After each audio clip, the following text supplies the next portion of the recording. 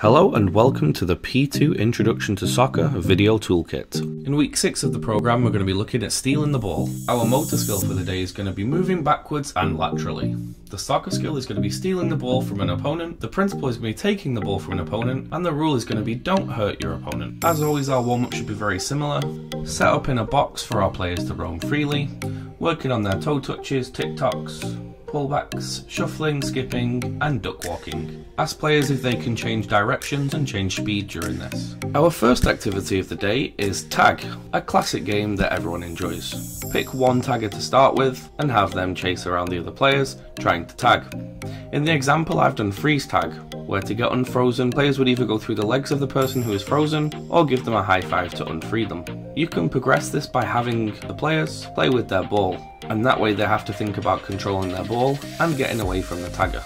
And if they are playing with their ball and they get tagged, they must put the ball above the head and open their legs nice and wide, and the only way that they can get saved or unfrozen is by one of their friends kicking the ball through their legs. In our second activity of the game, we're going to progress tag even more.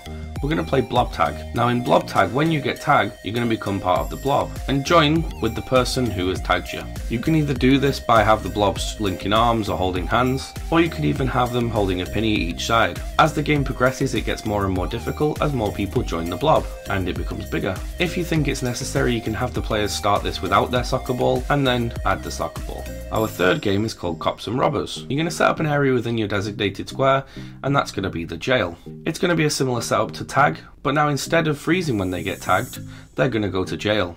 And the only way to get free out of jail is if your friend comes over and gives you a high five. So again, it is another variation of our tag game, which players should become familiar with.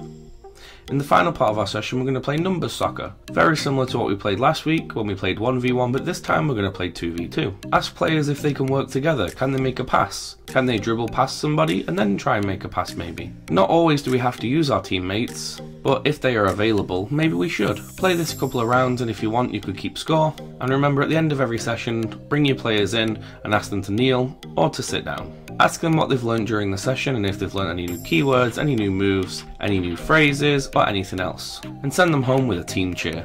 Thank you very much for watching, and for more of the curriculum and for more videos just like this, you can visit us on our various social medias or visit us at p2.soccer.